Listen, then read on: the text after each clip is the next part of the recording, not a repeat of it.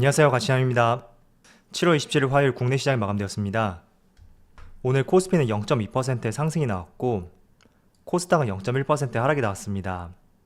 물론 두 시장 모두 좋은 흐름을 보여주었었는데 장 막판으로 갈수록 조금씩 지수의 흐름에 밀리는 모습이 나왔고 코스닥은 파란불로 마감이 되었죠. 자, 이어서 시가총액 상위 종목들을 살펴보면 먼저 코스피.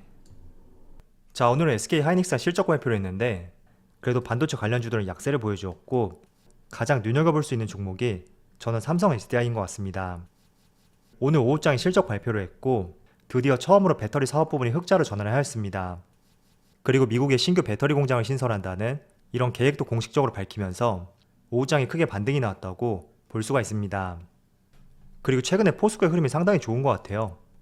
오늘 물론 포스코뿐만 아니라 현대제철, 동국제강 대부분의 철강주의 흐름이 상당히 좋았다고 볼 수가 있고 지금의 흐름이 단발적인 흐름이 아니라 연속적인 모습을 보여주고 있기 때문에 저는 어제도 말씀을 드렸지만 포스코와 현대제철을 중심으로 우리가 철강 관련주로 관심을 갖는 것도 상당히 중요한 시점인 것 같습니다. 이어서 코스닥. 자, 오늘 코스닥은 대체적으로 코스피에 비해서 조금 하락폭이 더 짙었던 것 같습니다. 1% 이상의 하락을 보인 종목들이 많이 보이고 반대로 상승을 보인 종목들에 대해서는 별다른 특징을 잡아볼 수 있는 그런 상승폭이라고 보여지진 않는 것 같습니다. 자, 이어서 수급을 살펴보면 오늘은 기관과 외국인이 동시에 순매수로 보여주었고 그래도 외국인의 수급은 그렇게 크다고는 볼 수는 없겠네요. 그리고 코스닥. 오늘 코스닥은 기관과 외국인의 동반 매도세가 나왔고 오늘 지수의 흐름을 보더라도 역시 외국인과 기관이 코스피보다는 코스닥 쪽에서 조금 더 매도세가 짙었다고 볼 수가 있죠. 그리고 삼성전자. 오늘 삼성전자는 외국인의 매도세가 나왔고 기관이 나홀로 소폭의 매수세를 보여주었네요. 그리고 오늘 오후장부터 큰 상승을 보여주었던 삼성 SDI 역시 기관과 외국인의 동반 매수세가 들어왔고 기관 주체들은 대부분 매수세를 보여주었습니다. 이어서 카카오는 오늘 기관과 외국인의 동반 매수세가 들어왔고 최근에 외국인이 4거래일째 매수세를 이어가고 있네요. 그리고 오랜만에 현대차의 수급을 살펴보면 지금 외국인이 이틀간 매수세를 이어가고 있긴 하지만 전체적인 매수세를 봤을 때 그렇게 만족스러운 수급이라고 볼 수는 없는 것 같습니다. 그래서 반도체하고 자동차는 조금 더 시간이 필요하다고 보여지는 것 같고요. 이어서 주체별 매매 동향을 살펴보면 먼저 외국인의 LG화학, 포스코, 카카오, 삼성 SDI, 이마트 이렇게 다섯 종목을 순매수 상위 종목을 올렸습니다.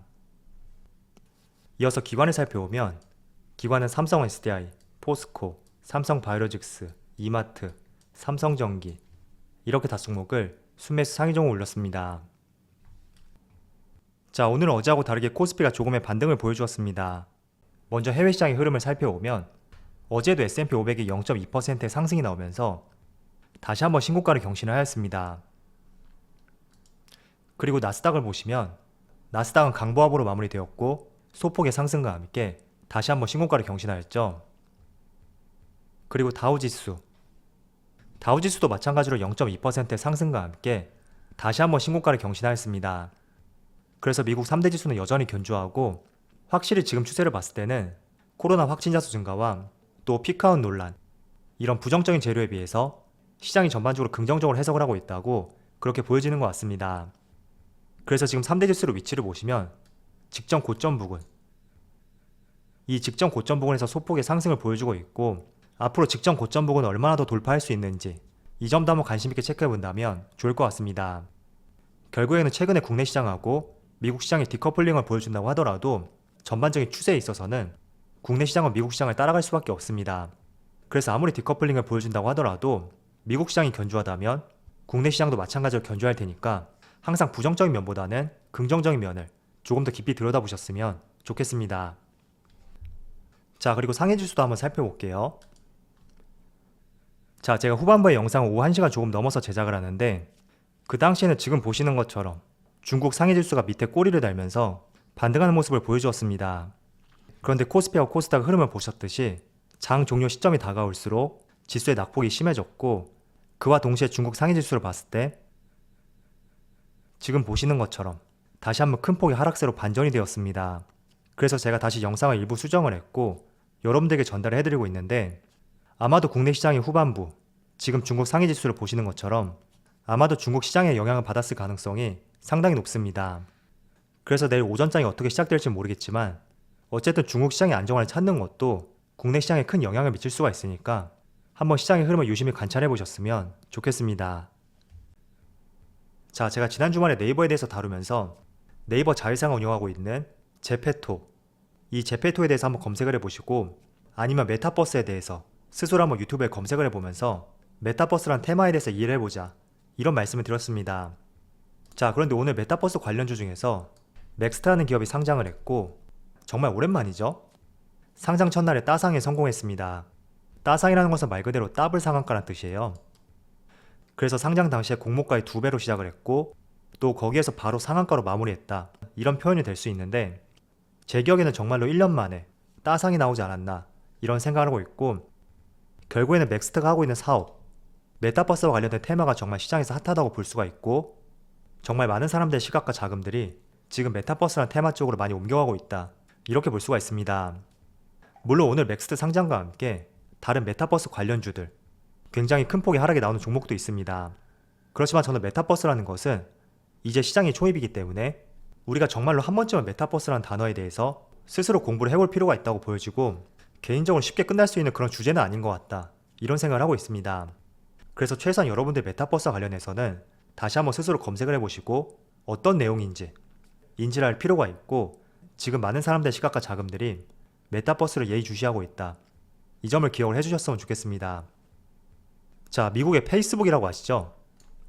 대표적인 나스닥 기술주이고 그리고 나스닥을 이끌고 있는 대표적인 팡기업 중에 하나입니다. 자, 그런데 페이스북 측에서 5년 내에 메타버스 기업으로 전환하겠다, 이런 선언을 하였습니다. 자, 미국의 대표적인 기술주 그리고 나스닥을 선도하고 있는 페이스북에서 5년 내에 페이스북을 메타버스 기업으로 전환하겠다, 이런 선언을 하였는데 결국에는 메타버스가 성장성이 있고 이 성장성 내에서 크게 수확할 수 있는 이익이 있기 때문에 저는 페이스북이 사업 범위를 전환하고 있다, 이런 생각을 하고 있고, 그래서 이런 점을 보더라도 분명히 쉽게 이루어진 결정은 아닐 거예요. 그렇지만 기업 측에서 결정했다는 것은 분명히 우리보다는 세상을 바라보는 시각 자체가 두세 단계 위일 수밖에 없고 그리고 메타버스에 대해서 성장성이 무궁무진하다, 이렇게 보는 것 같습니다. 그래서 오늘 두 가지 재료를 한번 집중해 보세요. 나스닥 대표 기업인 페이스북에서 5년 내에 메타버스 기업을 전환을 선언했다, 첫 번째 이슈와 그리고 최근에 신규 상장 종목들을 보시면 굉장히 부진한 모습을 보여주고 있습니다. 가장 최근에 상장했던 SD 바이오센서도 마찬가지였고 또 작년에 빅히트 그리고 카카오 게임즈 모두 상장 당일부터 급락이 나왔습니다. 그렇지만 정말 오랜만에 메타버스 관련 기업인 맥스트가 상장 첫날 따상에 성공했다는 이슈를 봤을 때 우리가 지나치게는 어려운 재료라고 저는 생각하고 있습니다. 그래서 기업들을 한번 많이 찾아보세요. 단지 메타버스 관련주로 포함이 되었다, 그래서 그 종목을 매수하는 것이 아니라 그 종목이 영위하는 사업 범위가 정말 메타버스와 얼마나 중첩되어 있는지 이 점을 스스로 많이 찾아보는 것이 중요할 것 같습니다. 자, 왜냐하면 오늘 알체라 같은 경우에는 정말 어제까지만 하더라도 메타버스 관련주로서 시장에서 인식이 되었습니다. 그런데 사측에서 우리 회사는 메타버스와 관련된 직접 사업 모델이 없다, 이런 공고문을 제기했고 그 때문에 오늘 주가를 보시면 지금 촬영 시점이 오후 1시가 조금 넘었는데 오늘만 20% 가까운 큰 폭락을 보여주고 있습니다. 그래서 우리가 메타버스 관련된 테마에 대해서 이해를 해보고 관심을 가지는 것은 중요하지만 정말 이 기업이 영위하는 사업이 얼마나 메타버스와 관련이 되어 있는지 그런 부분을 체크하는 것도 정말 중요한 것 같습니다. 물론 쉽지는 않을 거예요. 그렇기 때문에 우리가 많이 검색을 해보고 어디에서 맞물릴 수 있는지 이런 부분을 찾아보시고요. 적절하게 한번 종목을 공략해 보셨으면 좋겠습니다. 자, 오늘은 대표적으로 남북 경협주들, 오늘의 시장을 주도했던 업종이라고 볼 수가 있습니다. 자, 오늘 오전 10시에 통신 연락선이 전격 복원되었다, 이런 기사와 함께 다시 남북과의 교류가 이어질 수 있고 기대감을 높일 수 있는 재료라고 인식이 되었는지 오늘 남북 경협주들 대부분의 업종들이 정말 좋은 모습을 보여주었습니다. 그런데 저는 남북 경협주에 대해서는 굳이 이런 업종들을 투자해야 되는지 개인적으로 이런 생각을 하고 있습니다. 왜냐하면 정말 리스크가 많은 업종이라고 저는 생각을 하고 있어요. 그 이유는 북한의 의도를 정말 알 수가 없고 또 어느 순간에 경색될 수 있는 것이 남북 간의 관계입니다. 그래서 오늘 남북 경협주가 큰 상승을 이끌었다고 하더라도 저는 이런 테마와 이슈, 재료에 대해서는 장기적인 시각보다 조금은 짧게 돼가는 시각으로서 항상 접근을 해야 되지 않을까, 이런 말씀을 드리겠습니다. 그래서 메타버스하고 지금 남북 경협주들 재료의 확장성에 대해서 한번 고려를 해보시고요. 어떤 특징들이 있는지 서로 재료의 크기를 비교해보는 것도 여러분들이 투자하는 데 시각을 넓힐 수 있는 하나의 좋은 모멘텀이 될 것 같습니다. 자, 최근에 원자재 가격이 조금 안정화를 찾고 있는 것 같습니다. 현재 구리 가격을 보시면 약 1.5%의 상승과 함께 톤당 9,580달러를 돌파했는데 지난 6월 21일 이때 최저점을 형성하고 하단 박스권을 만든 뒤에 다시 반등이 나오는 이런 패턴이 나오고 있고, 오늘 WTI 같은 경우에도 약 0.2%의 하락이 나오긴 했지만 그래도 전반적으로 안정화를 찾고 있다고 보여지는 것 같습니다. 그리고 제가 다른 원자재 가격들을 살펴봤는데 철광석, 납, 니켈, 주석, 천연가스 모두 신고가를 경신하고 있고, 그 외에 곡물 가격, 이 곡물 가격은 지금의 구리의 모습과 유사한 모습을 보여주고 있습니다. 하단 박스권을 만들고 더 이상 빠지지 않는 모습이 나오고 있는데, 그동안 경기 민감주, 원자재 관련주가 크게 조정을 보였고 대표적으로 구리 관련주와 철강 관련주들 정말 몇 개월 동안 조정을 보였습니다.